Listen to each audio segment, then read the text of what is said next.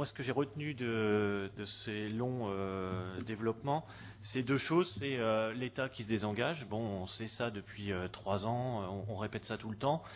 Et aussi la volonté de baisser l'endettement et de faire en sorte que l'autofinancement augmente.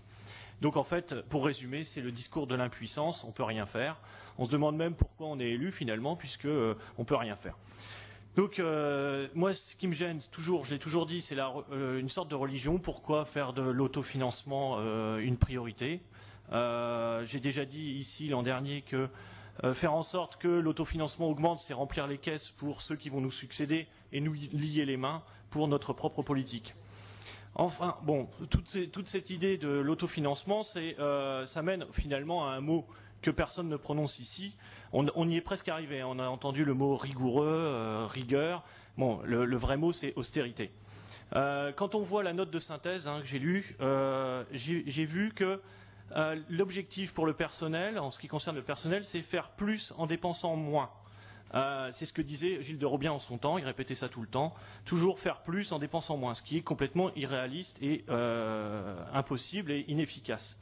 Je prendrai un exemple, par exemple, si on prend le service archéologique qui a été créé, certes, on crée des emplois, donc ça veut dire qu'on augmente le personnel, mais en même temps, ce service archéologique, en travaillant, va valoriser, va produire de la richesse et va nous permettre d'aller plus vite et de faire des économies. Donc finalement, embaucher du personnel n'est pas forcément synonyme de recul, de dépenses, mais c'est plutôt, et j'ai toujours dit ça, c'est plutôt un investissement. Le tout, c'est d'embaucher le personnel dans des secteurs stratégiques qui peuvent rapporter de l'argent. Donc je reviens, le problème central, c'est l'austérité. Or, l'austérité, s'il vous plaît. Donc l'austérité, j'ai entendu qu'on allait valoriser l'accès à la culture et au sport pour tous et tout ça. Sauf que, qu'est-ce qu'on constate tout au long de l'année? C'est que on augmente les tarifs pour tout ce qui est l'accès aux équipements culturels. Là, on a entendu tout à l'heure l'augmentation, enfin on envisage l'augmentation des tarifs pour les bus parce qu'on estime qu'il y a trop de gens qui profitent de la gratuité ou de tarifs réduits et pourtant ça va dans le sens de l'exposé qu'on a eu. On est une ville qui souffre beaucoup plus du chômage, donc pourquoi vouloir absolument augmenter les tarifs? Pour moi c'est une mesure d'austérité. Et là on nous annonce aussi qu'on va augmenter les tarifs de l'eau. Donc on voit que nous-mêmes, on reproche à l'État de vouloir résorber la dette. Et nous, on fait la même chose.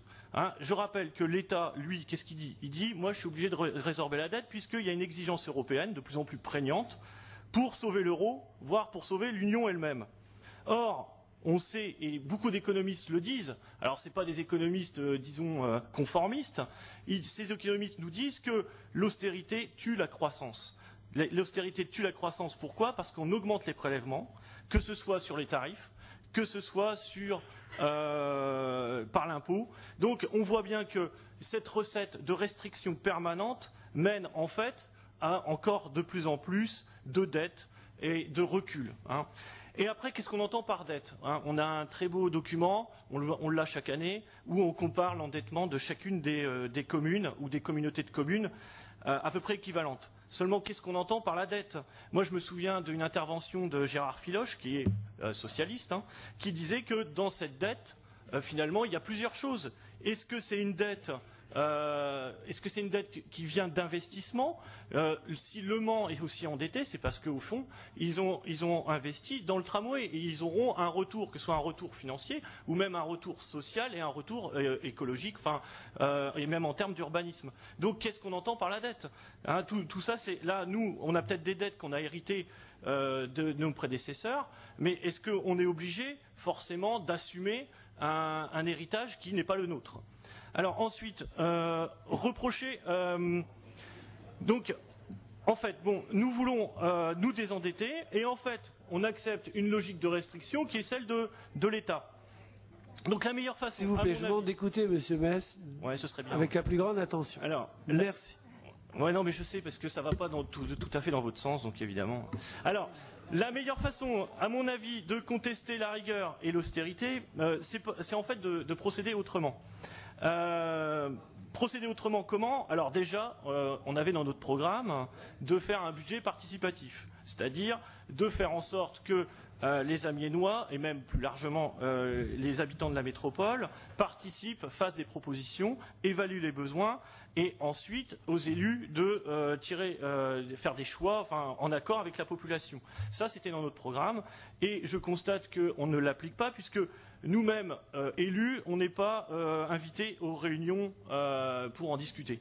Donc, je déplore ça. Si même les élus ne sont pas invités, je ne vois pas comment on peut faire participer les Amiénois, les citoyens.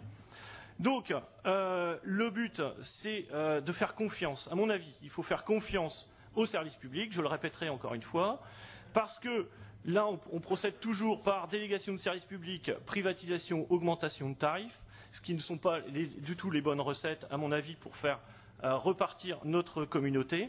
Il faut juste faire de la politique, enfin faire de la politique et arrêter d'appliquer des recettes qui sont données par les marchés, par les banques. Hein, on le voit, là on a encore vu les critères de Maastricht qui sont mis en avant. Je ne comprends pas, moi. Plus personne ne parle à l'heure actuelle, plus personne ne parle des critères de Maastricht. On voit le Portugal, la Grèce, l'Espagne, l'Italie qui sont complètement endettés. Plus personne ne parle de ça. Je me demande pourquoi on en parle encore. Et je ne vois pas en plus en quoi ça nous concerne. Donc il faut rompre, à mon avis, avec une orthodoxie de l'économie qui est ultralibérale et faire en sorte d'évaluer les besoins et de déterminer des priorités.